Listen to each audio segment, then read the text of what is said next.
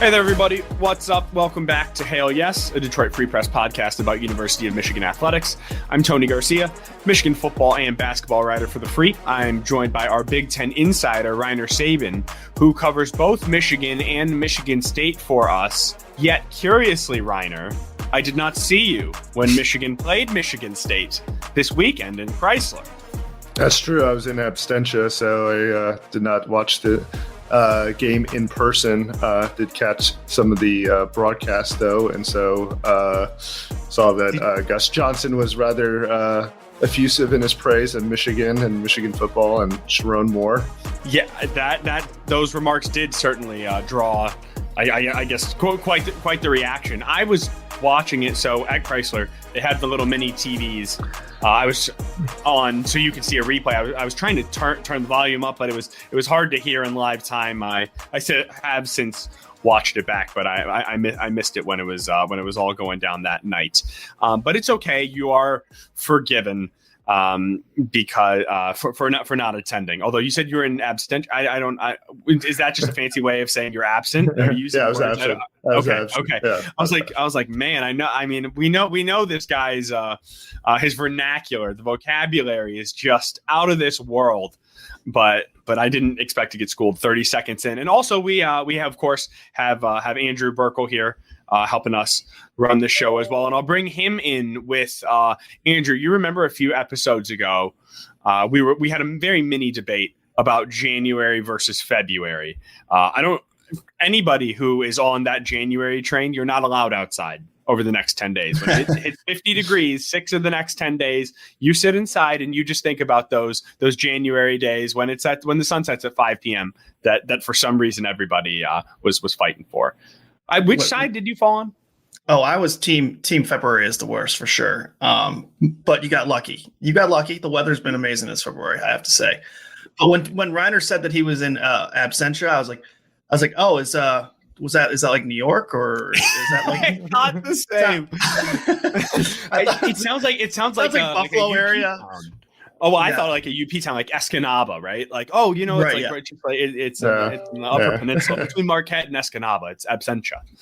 But turns out Tony and I are both just idiots and Reiner's the brains of the group. So yeah, it's shocking. I don't even know if I used it actually that correctly. So I mean, maybe I'm actually wondering if I actually even used it correctly. So maybe I'm the idiot in this whole thing. So wow. Yeah, all right. Well, in any event, Reiner was not there, but I don't know how much more there is to discuss. Of course, you saw it. Of course, we were all tuned in, and Sean Windsor was there with us. I was there. Chris Solari, our Michigan State beat writer. So, I mean, did we need 4 people to cover an 8-18 team? Right. I mean, it was just another tough finish. Michigan, I was pretty impressed, frankly, through 35 minutes. I don't think Michigan State played their best, but I mean, Michigan scratched, clawed. They found themselves down 9 early, fought their way back, took an early second half lead. What else is new? It evaporated. What else is new?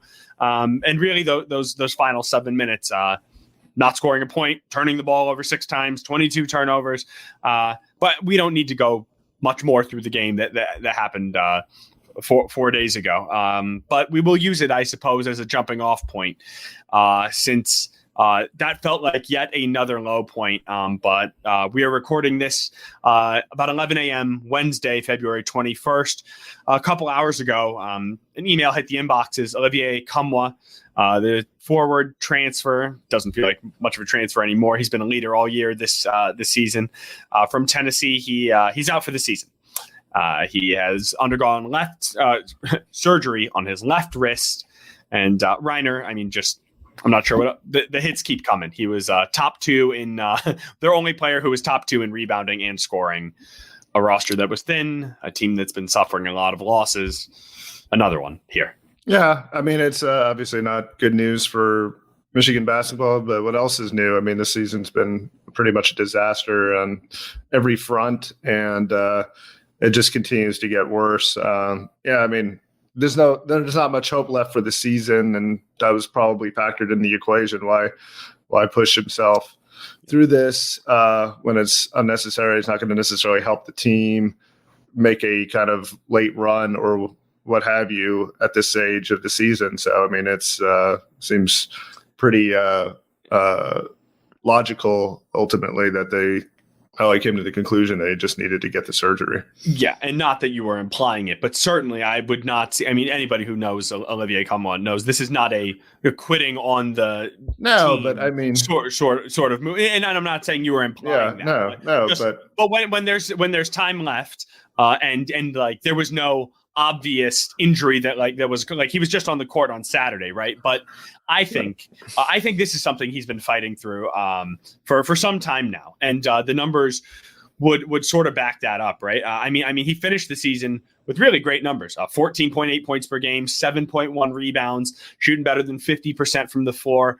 But over the last 8 games, he was averaging less than 10 a game. And just like 6.5 rebounds.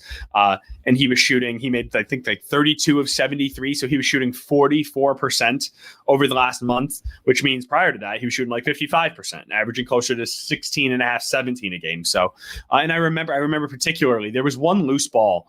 There were a number of loose balls this last weekend, but there was one where it looked like Olivier could have Andrew, don't you dare, where Olivier Nkamhoua could have like reached for it with both hands, but he only went for it with just his right, and it was a subtle thing. But he just, and I mean, 7 turnovers. He just didn't look right, and I've thought that for some amount of games now. But I mean, you never want to insult someone just because, I mean, maybe they're off, right? Maybe they're missing. It's not like, hey, are you okay? Like, so, I mean, he was never obviously laboring, but something has just not seemed right. The numbers back it up. And now this news today tells sort of the story.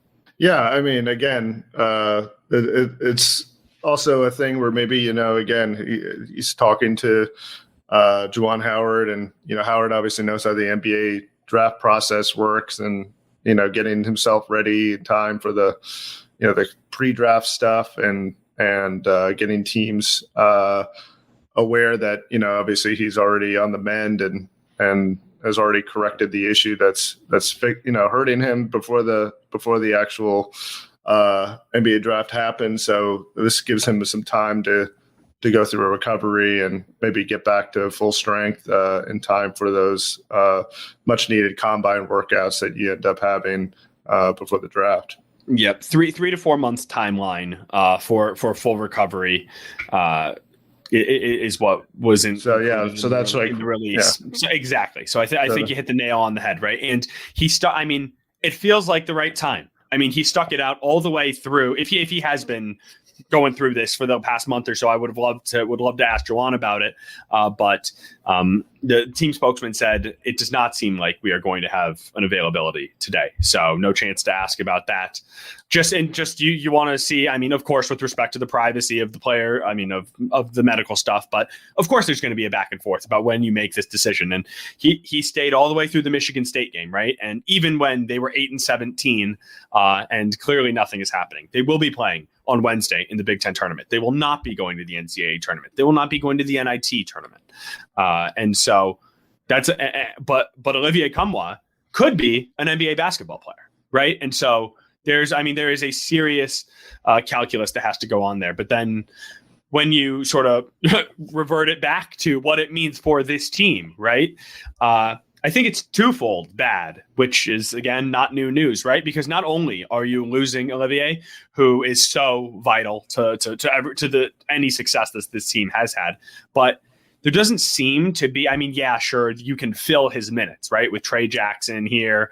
I guess maybe Will Cheddar out of position a little bit. They had been playing him more at the 5. Maybe Jace Howard is back after what he's gone through. Maybe you can fill some of these minutes at the 4, but it's not like last year's situation when Jalen Llewellyn was hurt and it's like, man, this is really bad. But hey, our freshman point guard is going to get some trial by fire. He's going to learn, and next year he will be, or so we think, the better for it.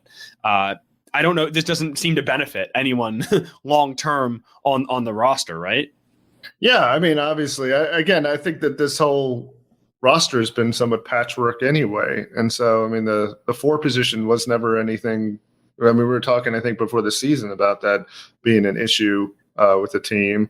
Well, I mean, that was kind of what they addressed. I mean, last year it was a horrendous issue, and by getting Olivier Nkamhoua and a Trey Jackson, you're right, it was patchwork, but it's like, some combination of this figures to have to work for them. Right. And so, and so that was always going to be an issue if, should, Commonwealth go down, like, because that was a problem last season, all throughout last year. And so they didn't have a 4 to run, to play alongside, Hunter Dickinson and such. So, I think that, again, this team has been poorly constructed all throughout. They don't have guys necessarily waiting in the wings. Some of the younger players don't look like they're developing at the same rate that some of the guys that he previously had, like, the Kobe Buffkins and I'm trying to think who else would be a good example. Even Dickinson, developed over the course, especially,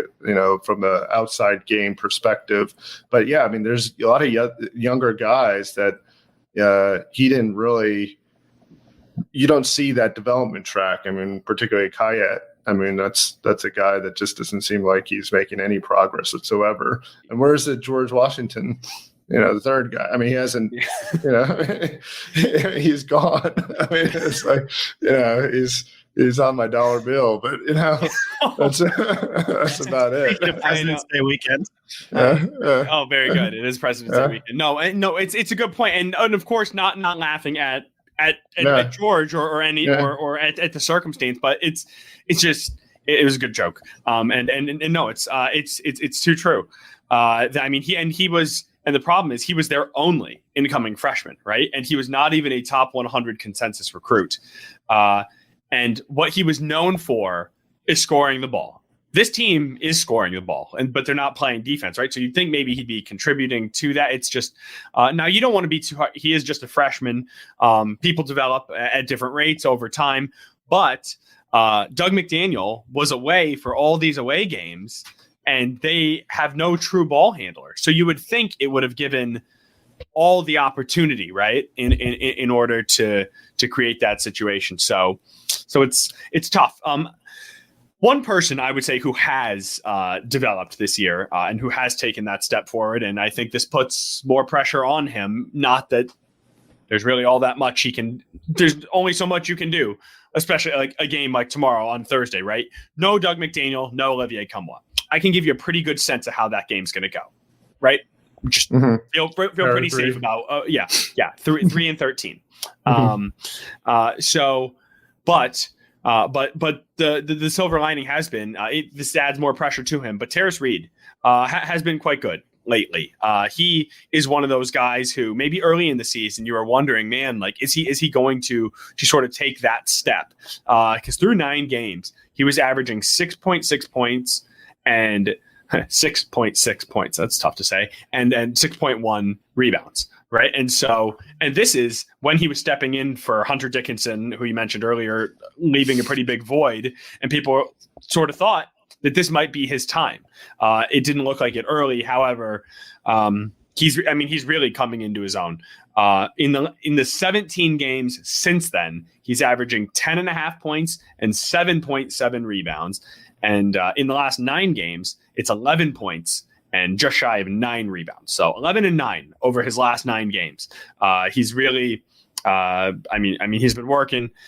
And I guess, are they going to need even more from him? It's not like he plays the 4, right? But just now, more minutes, more production. The ball's got to go somewhere. Could see even more increased role for Terrace. Yeah, it's certainly seems to be the case. I think he's also obviously developed his performance at the foul line. He can make free throws much more consistently than he did before that. That's obviously a key when you're a big man down low. You're going to get a lot of hacks and such to force you to the free throw line. So that was a part of his game that he's developed, and he's probably added a few points to his ledger just by virtue of being better at the free throw line than he was. The other aspect, I think, again, is just the fact that there's really no other outlet, especially on the road, necessarily for offense. Unless you're relying on, a guy like maybe Jalen Llewellyn or such. And it's he's your best bet, especially on with Doug McDaniel not being able to play those games, I guess. And so it's you either produce high percentage shots down low or you try to shoot from the outside. And and I'm sorry to step on you, but it's not clear if Terrence Williams is going to play either, right? Yeah, right. Those are if T. Will is out also, those are Michigan's 3 top offensive options: Doug, Olivier, and Terrence, and they're only 8 players deep, really. So then you'd be playing with 5 guys, and so while it is great that Terrace has taken this sophomore step, which you would hope to see. I mean, you needed to see some sort of development for someone within the program, right? Especially a big, in order to convince these bigs to keep coming and join and try to turn the program back around. His game is not such that it's one where you can just play through him and he can just we need to go fill the offense, right? Like there is a limit to how much you can play in the post, how much he can do. He still needs to he kind of just has the one jab step and turn. He needs to develop a second move whenever he goes for sort of. I've seen him clear through that up and under a little bit. I've seen him travel on it certainly more than I've seen it work. And so it's just another layer to it. But I think maybe perhaps the last basketball thought before we take a break and then get on to some football thoughts. I think if there is a defining matchup in this game against Northwestern, which a Northwestern basketball game in the middle of February in a lost season might not be what someone is looking at as a measuring stick, but it really should be, right? Because think about where Michigan was 5 years ago and where Northwestern was 5 years ago. In literally complete opposite spots. Michigan was on top of the Big Ten. Northwestern was the worst program in the league. And what has changed since then? Boo-booey. Northwestern got the best player in the history of its program. Now, that's a very easy recipe, right? Find the best player. But I'm not saying go find a 5-star. Go find the next. And Boo-booey is, maybe he'll have an NBA career, but he's not going to be I don't see Boo-booey as an NBA all-star. That's not. He doesn't have that next level game. It's why he returned for a fifth season. But he is a program guy. He bought into the coach, into the system. He developed every year. Imagine having a 5th-year guard who just last year he led Northwestern to their second NCAA tournament ever, right? And now this year he is scoring more. He is averaging more points, more rebounds, more assists on a better field goal percentage, a career best field goal percentage, career best 3-point shooting percentage, and a career high assists. And he is turning it over less than last season. And then you juxtapose it against Michigan's guard position, which they have one full-time ball handler available in Jalen Llewellyn, and he is playing essentially on one leg while McDaniel is unavailable. Yeah, I think if college basketball, having a guy who's that productive, who's playing 5 years is extremely rare anyway. Especially with the way that the transfer portal is going on and such. It's become more rare. And if you can find those guys, it's extremely valuable to your program. Obviously, that's part of the reason why the mid-majors have made such big gains on the high major programs in the NCAA tournament, is because a lot of those teams have those kind of guys that are a little bit, they're not quite NBA players, and so they're not leaving early, and so they accrue experience. When you see programs like Wichita State and Florida Atlantic and teams like that don't have those top end players, but they're good players and they stay a long time, that veteran experience ends up having a much bigger impact over the course of the year, and so or over the course of the time of their careers. And so by the time that they are fully matured, they have a huge advantage over other teams. And in this case, Northwestern benefits by having a player who's really, really good, but also has been there a long time and has the know-how to beat, some of these teams, and, has also developed chemistry with his teammates that, guys at Michigan have not. I actually wanted to ask you guys about this. I didn't even put it on the document of things we could possibly talk about. But did you guys see this past weekend during the All-Star game, Adam Silver was asked about the future of the G League and the G League Ignite, which was kind of their counter to college basketball. And he kind of said, with the NIL and everything that players can get paid now, and you have really good infrastructure in college, they might not even have a future for the G League Ignite. Reiner, you're kind of a big picture guy, so I was curious, did you see that, and do you have any thoughts about like if that actually could mean college basketball, as weird as it is right now, is it kind of weirdly kind of finding water and getting back to something that could have value? Potentially. I mean, but at the same token, I mean, I think the problem is again, the transfer portal has made it so that college basketball has become really hard for people to follow year to year. I mean, like not knowing who's on your roster. I mean, again, it's rare that you have these guys staying, 3-4 years in one program, and, the enjoyment out of being able to see some guy develop over the course of his career at one place has been taken out. And so whether that gets resolved, I don't know if the appeal of college basketball is going to be there. Plus the difference between the NBA and college basketball is so stark. I mean, when you look at the shot making ability at the pro level, the gap didn't used to be there because again, you had the star players playing 3-4 years. I mean, I remember like that 94 North Carolina team. I mean, you had basically 5 legit NBA players all in the starting lineup that were there for 3 or 4 years. I mean, and that was what college basketball looked like pre Kevin Garnett going into the draft. And that's the last time it really was like at that level. And it's been in a slow decline ever since then. And now you look at the NCAA tournament. I mean, it's a perfect example. I mean, yeah, it's great that those teams upset, have the upsets on the first weekend, but when those teams are advancing all the way to the Final Four, like Butler and San Diego State and those it's not the same. Last year's Final Four was the absolute worst. I mean, nobody wants to see Florida Atlantic, Miami, San Diego State, and UConn. Yes, UConn is at least the one. No, you're totally right.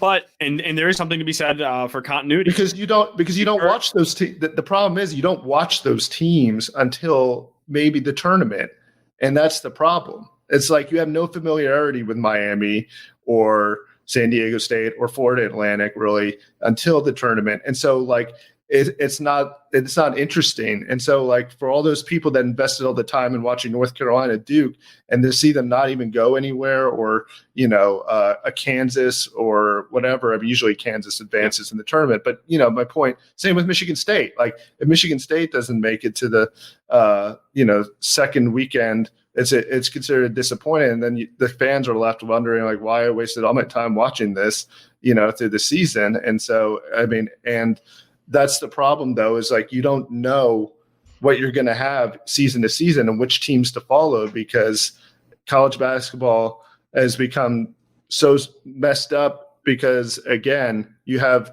some of these smaller programs that are able to keep guys 4 years. And so they're going to be much more experienced and better able to play come tournament time. But then you have these blue blood programs with the higher end athletes, but they're just not able to develop quick enough to be able to. But now those blue blood programs are poach. I mean, what's happening is these 4-year guys are not staying at these smaller schools anymore, right? I mean, that's true. Like a Tyson Walker going from Northeastern to Michigan State type of thing. I mean, you're going to see that all the time, especially because NCAA President Charlie Baker just came out and said they're not looking to have a cap on the amount of time student athletes can transfer, right? Like if it's going to be like, sure.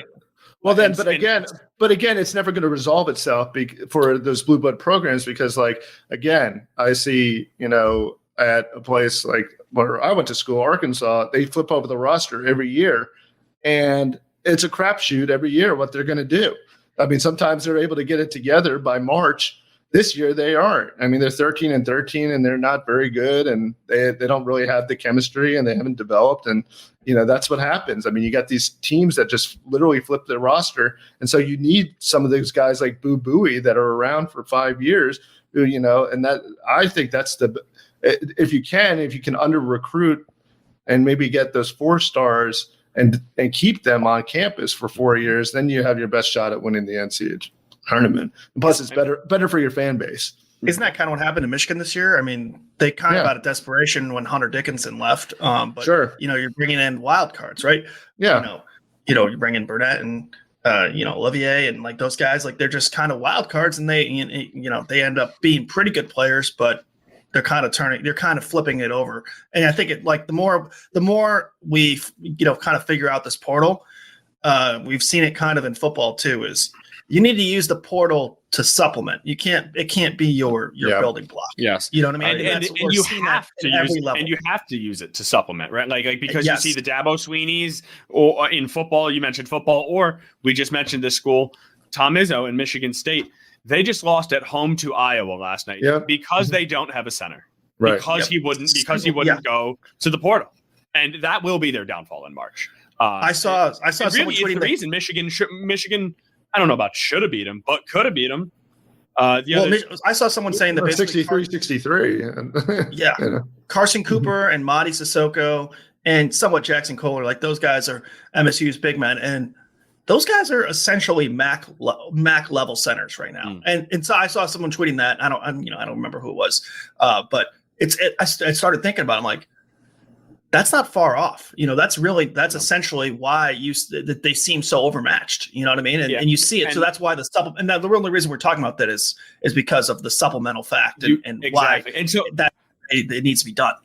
Yeah, you have to supplement some, but that's what happens when the development is not fully the grass is always greener. But it's why in life, when you find yourself on too far of either extreme, like Michigan State is right now, we're a developmental program and not enough going to the portal, or Michigan, which seems to be clearly in a worse situation, and living and largely dying by the portal.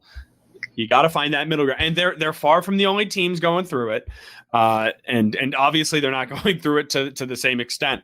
But it's just, I mean, it's just another brutal break for. I mean, let's call it what it is. At least in the modern day, this is the worst basketball season in Michigan basketball history. I didn't watch a ton of Michigan basketball during the LRB Amaker period. I was a young boy growing up in Ann Arbor, so I can't fully make that not fun. I mean, yes, I know. I know that. I know that. Yeah. Michigan basketball was not a thing when I was growing up in Ann Arbor. Like literally. Both of my parents worked at the university at the time. My dad still does, but I mean, and like we had season football tickets. Second, like the whole thing. They were almost unaware of basketball. And that's on the heels of the Fab Five. I mean, the Fab Five was only not even a full decade, like depending on what part of the 98 to 2008 run you're talking about. Now, by the time it was like 04, 05, and Daniel Horton and Deion Harris got back, they started to have a pulse. I was going to say those teams that like when we were in younger Tony, not in the late 90s, early 2000s, but like when we were kind of in like that grade school era where it was like they were at least either in the NIT or close to the NIT, right? I mean, they won the NIT the one year because they kind of got made fun of for winning the NIT. What was that, 2004 or something? I can't remember. Yeah, it was. They would have been in the tournament. However, they were serving like a punishment from previous regime, and so they went to the NIT and then they won it. I think Daniel Horton that year set a Big Ten record for most consecutive made free throws. We can look that up on the break. I think he made like 43 consecutive free throws or something in a row. Know what you call that? That's a sports kid memory right there. You just remember some random stat from when you were a kid. I remember this, and then it's you do. I also. Yes. Here's one more. I remember watching a Michigan basketball game against Duke in my basement. We had just moved to my new house, so I was like 8 years old. Carlos Boozer was on the team. Maybe it's like 01. And then I was like, Carlos, loser. And I thought, like I said in front of my mom, I thought I was going to get in a lot of trouble. And she actually laughed. There's another one of those memories. All right, that's enough. On the other side, we got to take a break, pay some bills. On the other side, we're not talking about Carlos, loser. We're talking about Michigan football. People coming out, people coming in or staying, and then a whole lot of people at the combine. So don't go anywhere. This is Hell Yes.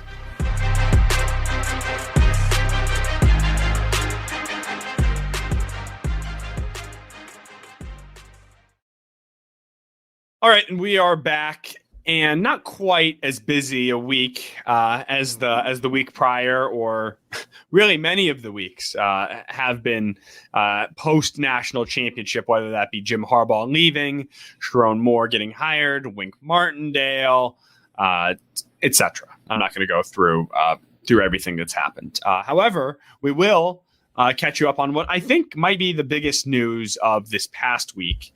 And that is a rather talented young man, Keon Sabb, defensive back, a safety, has transferred to Alabama. Reiner, your thoughts? You did this, didn't you? With all your Alabama contingent, who you were ballyhooing around with at the Rose Bowl. I think Courtney Morgan did this. I mean, he was his lead recruiter. He was. And when at Michigan, and he's a Michigan alum who's now at Alabama after Kalen DeBoer took the job there. So I think there was a lot of that going on, and the connection there probably persisted until now, leading to the transfer. Presumably, and then that's it's a loss for Michigan. I mean, again, Michigan had incredible depth defensively. That's slowly evaporating. They still have a really good core defense, but they're not going to have the depth that they had this past season. I mean, as illustrated by the fact that, I mean, again, the entire team. 18 players have been taken off of it to go to the NFL Combine, which again was pretty remarkable. But that's the level of depth that they had. And Keon Sabb was another piece of that. I mean, that's a guy that you could play at the nickel, play at safety. Potentially would have started with Makari Page and Rod Moore in some kind of formation alignment that they would have possibly thrown out there, and now he's not available. And that's the consequences of what you have with the transfer portal. Yeah, and new age football. An Alabama collective is the one who announced that Keon Sabb was coming. So just take that for what it's worth.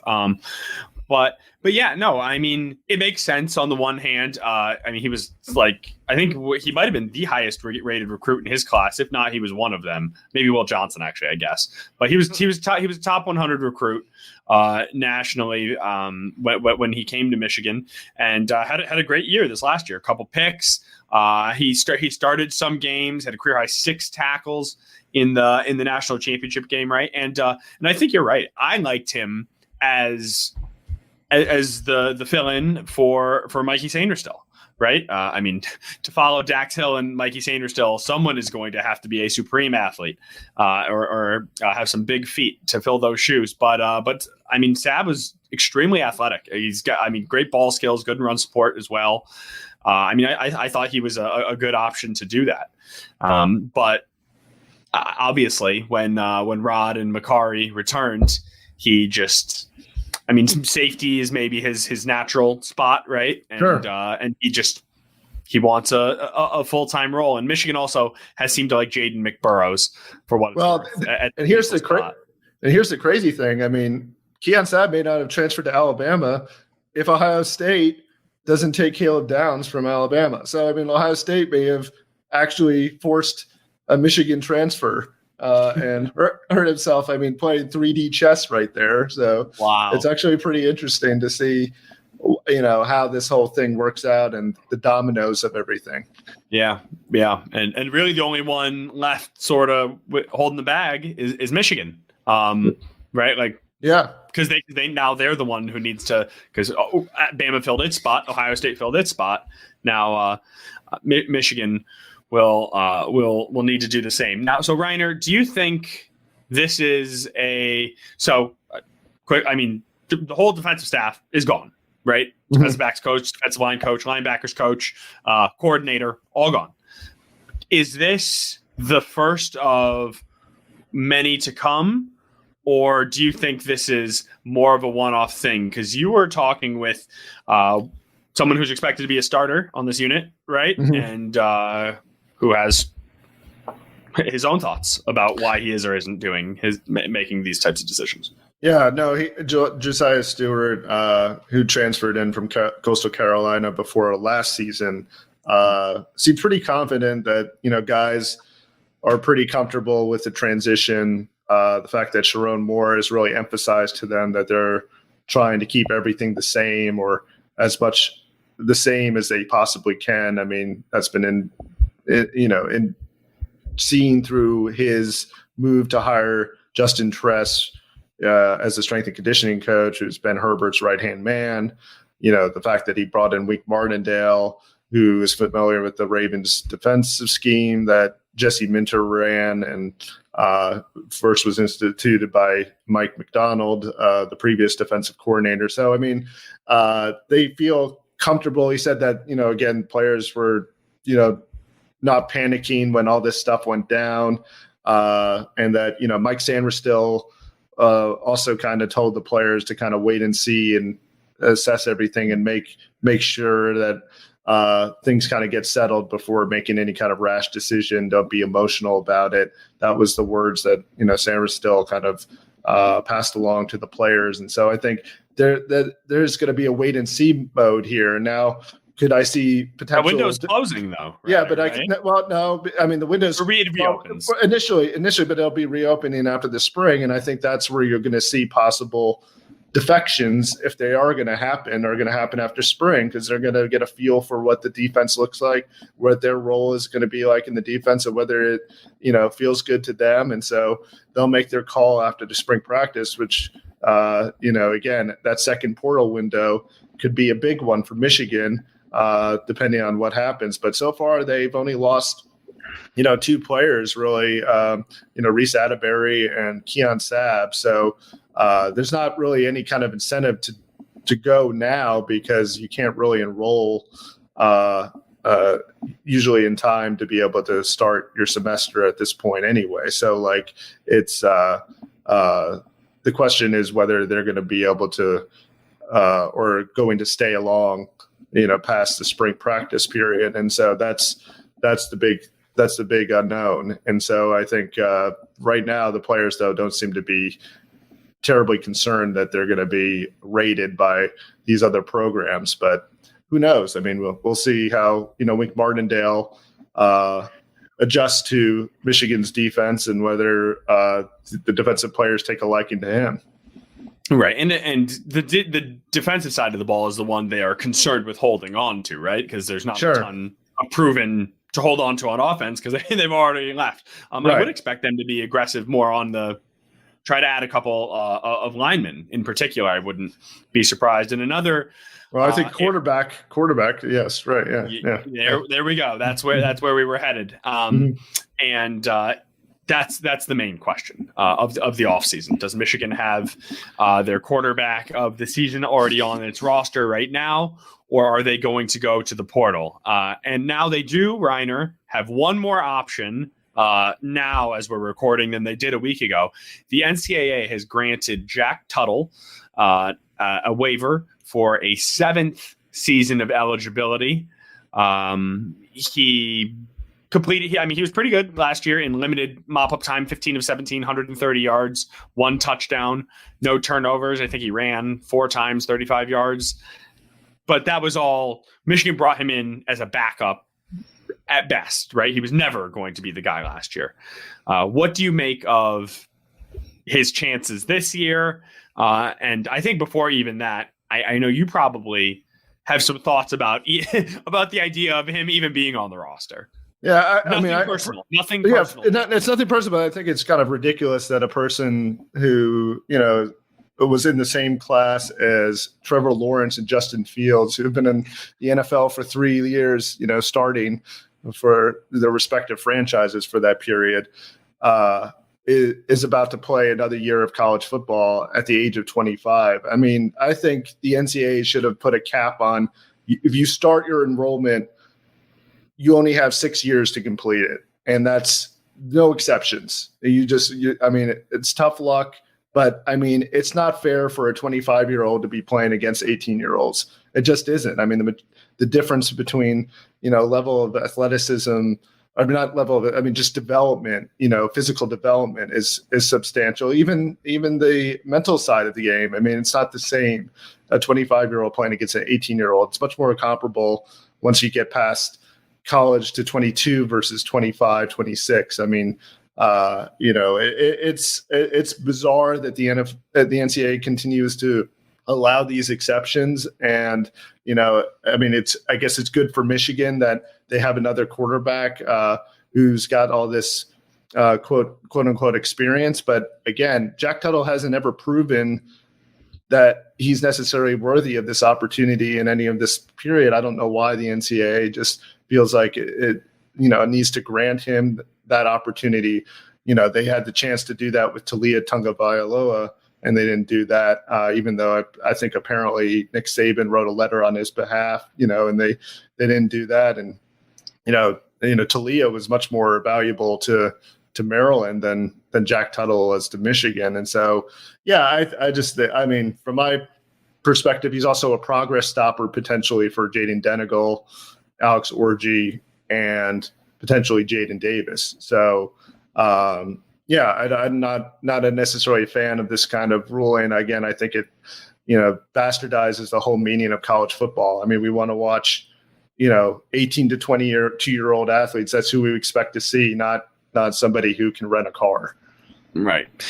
I hear you. I just, when you feel for Jack, I also feel for Jack Tuttle, he went through, he's had some career ending. I mean, he had a COVID year. He had a career, not career ending, but a couple of season ending injuries. He did transfer initially from Utah to Indiana before everything. So he had to sit, and I hear you. I could see it both ways. He's also a perfect example of the itinerant player that just bounces around from program to program to program, trying to find that. But it's like it's truly hurting by him being allowed to play again. And I mean, I would almost see it the opposite way, right? If Talia was given some 7th year of ridiculous, it's like, dude, you are way too good for this level. You've been doing this forever. Why are you still allowed to be here? Jack Tuttle is not going to win anybody anything, but he is going to make lifelong relationships, change his own life, and have one last season to play in football, right? Jack Tuttle's not going to the NFL. I would be surprised. Right. I mean, although, Tim Boyle, right, has gone to the NFL, so you never know. But just, there's a point though. You just have maybe I just want to play ball, Reiner. I want to play ball. Well, so I want my eligibility to I still think about that. I mean, I'm not it's funny. Am I allowed to go play D3? Mm-hmm. Am I? I mean, I don't know. Time. I don't know. I assume so because he didn't play. Yeah, you could go play. Yeah, I mean, I don't know how that. I wish so badly. I want to play D3. I feel like I think anything is possible nowadays in college football. I would be people surprised. Must know, Tony. Yeah. What sport? What sport are you going to play D3 and quitting the Free Press to go do? I think if they go to employment model, you could see guys coming back from the NFL to play for their colleges. Johnny Manziel playing for A&M and Derek, because what are they going to do to restrict that? Age limits? You can't do age. No, once you go, or a stipulation. Once you play, if you ever play in the NFL, you're not allowed to play here again. If you ever play, why? How is that legal though? It's because it becomes an employment issue, and then you can say a job. I'm not a lawyer. I'm not opening. I would think that would be feels very obvious and easy. Once you leave college, you can't go to the league and college. You're going to see 39-year-old Derrick Henry playing for Alabama. Yeah. That would be fun, a washed up league. But Andrew, I don't know. To get back to your question, it's bowling, maybe No, D3 is not that difficult, and it's no slander. I'm not saying I'd be a star. I'm not saying I'd be a star. I'm not saying I'd be a star. But I mean, I have buddies who play. God, this is going to sound so annoying. I'm not some great athlete, but I have buddies who were on Division III basketball teams, and I'll beat them in one-on-one. And I mean, they'll beat me, but you go back and forth. This is not. I mean, they're my size, 6 foot, 170. What up, Matt Jong? You know I got you. You know I can beat you.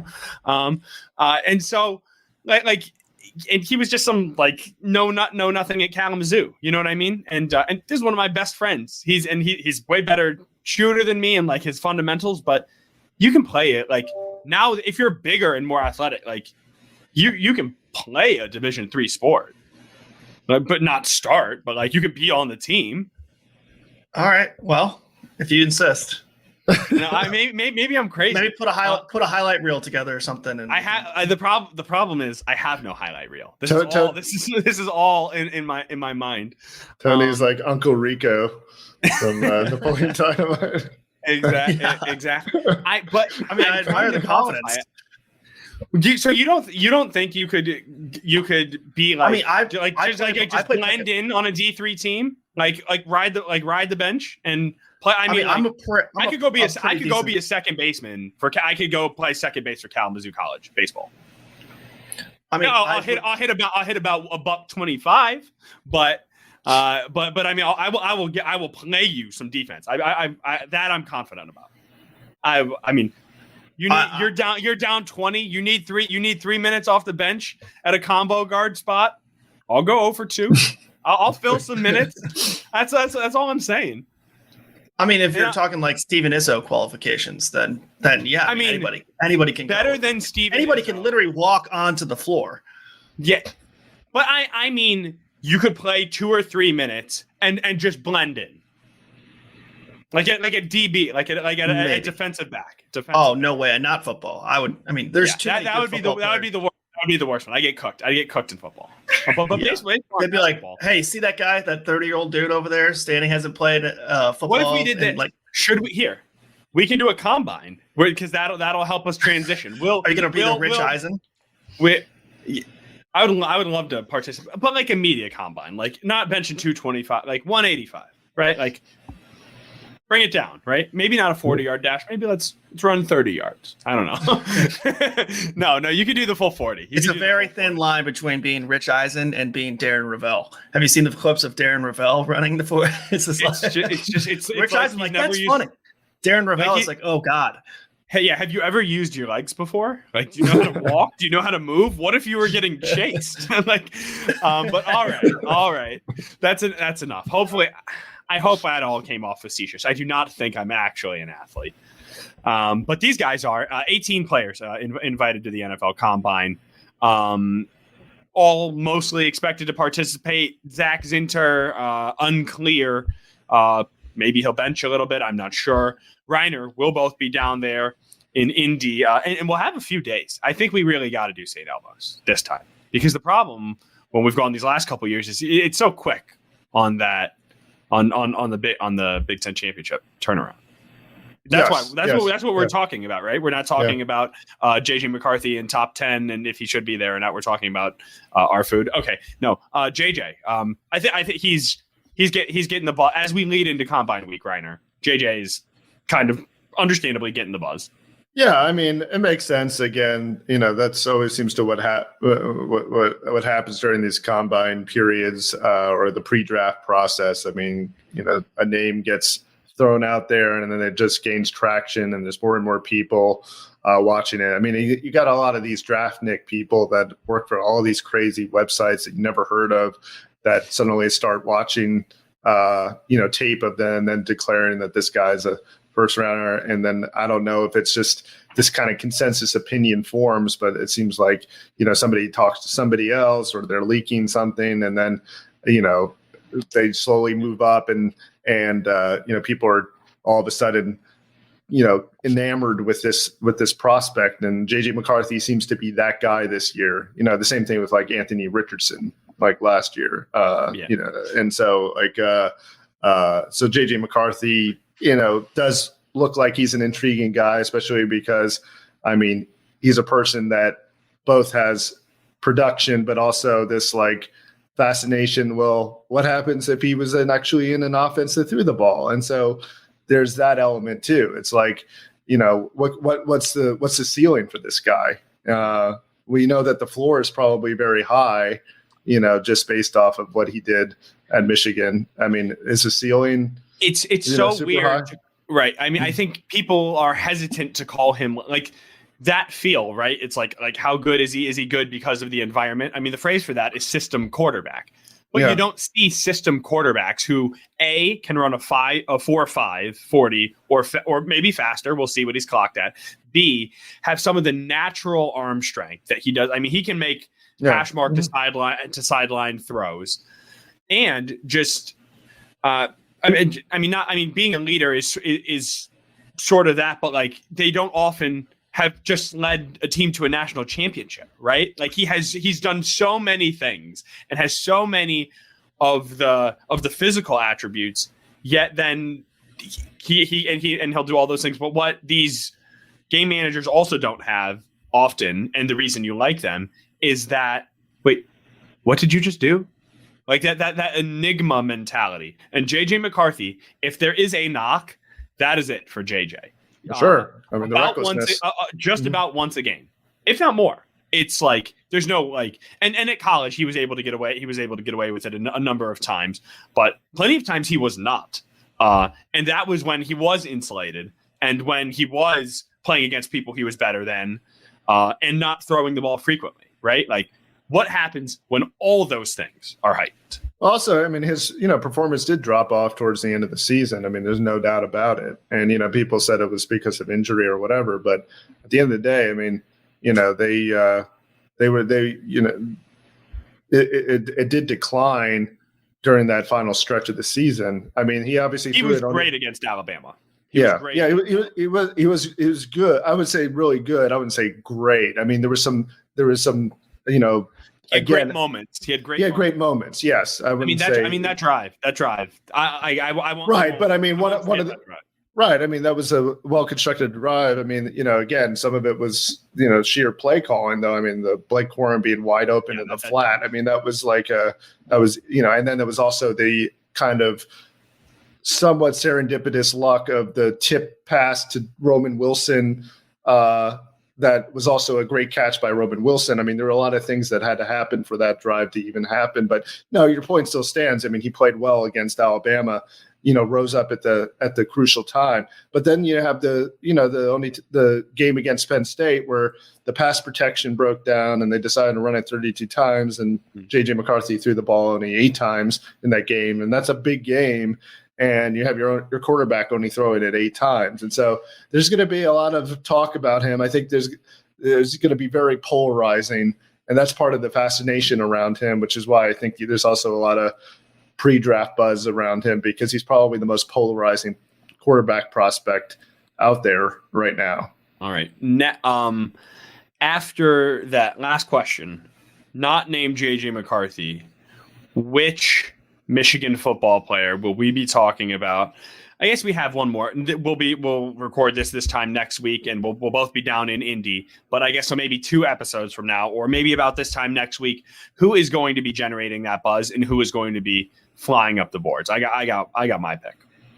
I have a feeling Roman Wilson's going to probably test out pretty well there. I don't know. I just have a feeling. I mean, he played really well at this Senior Bowl, and so I think there's already some buzz about him now. But I could see him kind of moving up in that regard. I mean, and I think, he is a player that should be intriguing to a lot of NFL teams, given the fact that he is a good route runner, is very dedicated, and I think could be in the league for quite a while. Yep. I expect him to test well. And while I don't think this guy will, I mean, he's this next, I mean, also similar size, not gonna wow you with their physical stature, Mikey Sainristil. The more teams get to be around this guy, right? Well, I think he'll interview extremely well. Yeah. Oh, yeah. I think, and that's all part of it. Yeah. I'm saying, who at this time next week, who are we going to be saying? Oh, that guy. It's Mikey. It's Mikey for sure. Well, I don't know, but I don't know. I think he'll hold his own in the measurables. You see it. He'll blow people up. I bet he can get enough. I mean, the bench isn't that important. For him, it's going to be the cone and the 40. I mean, he like the shuttle and the 40. Yeah, I think he needs to put up good numbers, and he could be what is the highest you could see Mikey Sainristil getting picked? I could see him being a late second, early third. I mean, somewhere in that range. Mid-second. I could see him early day 2 pick. Yeah, and just like JJ is gonna test off the charts when you talk to him. And here's another when you talk about just everything. Chris Jenkins. Get ready. I would say get ready for a very big week from Chris Jenkins because he did not have the season that anyone thought he was going to have. But he's a great guy. Like that, the enthusiasm. I mean, those three, right? I mean, and those are always the examples of people who Jim Harbaugh used as long time. They're all gonna interview extremely well, and they're all great football players. I would look for Chris to also have a big week. All right, I gotta go get my hair cut. That's why I was wearing a hat all episode. Andrew, do you have a haircut, or you just like your hat? Not soon enough. I need a haircut. Do you guys ever just get a really bad haircut where it's like you go to the same person every time and one of them you're just like, this one sucked. That was this round for me. So I've been a lot of hats lately. Don't put that energy out before I'm it's put that evil on me. Tony, you seem to get your haircut pretty regularly. Like once a month. You seem to be like once a month. Just because the last time I did it was before I left for a wedding. I left for that wedding on January 17th. So I think it was like January 16th, February 21st. So a little over a month. Okay. That's not bad. I do 6 weeks, and I think I need to move it down to 5. I don't know why. But I used to. What I found is that last week, I so often dislike how I look. And that last week was just so bad. I'm like, I'm just going to move this up. Like we're not going to get to this point of hating looking in the mirror. Wonderful. Thanks, everybody. So thank you to Editor-in-Chief Nicole Avery Nichols, Executive Editor Anjanette Delgado, Sports Editor Kirkland Crawford, Audio Engineer Robin Chan, Andrew and Reiner. If you are still here and you have not rated, reviewed, and subscribed, that's kind of curious because you're doing a great job supporting us. We really appreciate you listening to all of us. Just do the last part and hit those buttons. So next time we talk to you, we'll be in Indy. Reiner will have shrimp cocktail, and we'll all be even warmer and happier. So be well until then. See ya.